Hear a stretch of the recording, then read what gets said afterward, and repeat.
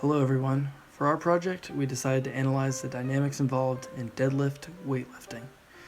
Our goal will be to solve for the angular velocities of Mikhael's upper body and lower body, and we will do so using kinematics.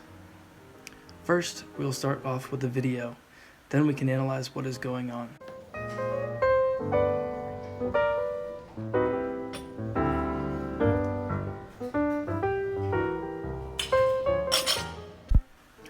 Now that we have seen the video and the motion in question, let's set up a free body diagram.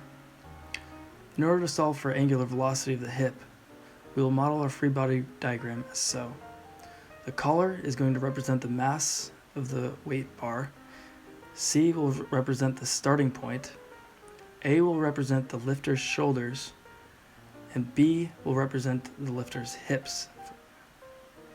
For this problem, we will start with assuming that VA is positive 0.6 feet per second and the angular velocity about B is moving counterclockwise.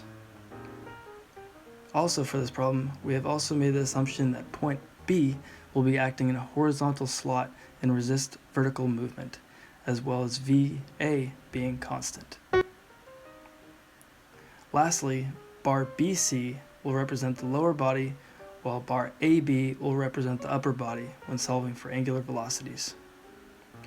Now that we have set up the free body diagram, let's jump into solving this problem and finding the angular velocities. In order to solve for the angular velocities, we will start by using the equation for relative velocity. Note that VA and VB are represented by straight lines, and VB with respect to A is a circle. Setting up the equation now, we have VB is equal to VA plus VB with respect to A. Now plugging in our values and using omega cross R for our circle, you may notice that we have two components for our R value, those being I and J. Now moving forward, we are going to isolate J, in which we'll find the angular velocity of B with respect to A, which is negative 0.303 radians per second, and that makes it clockwise since it's negative. Next, we will solve for the velocity of B, in which we get 0.802 feet per second. Now that we've found the angular velocity of the upper body, we can plug that value in to the relative velocity formula and solve for the angular velocity of the lower body. Now doing so, we have VB is equal to VC plus VB with respect to C, and again VBC is a circle, so we will be using omega cross R, in which we again have two components, that being I and J.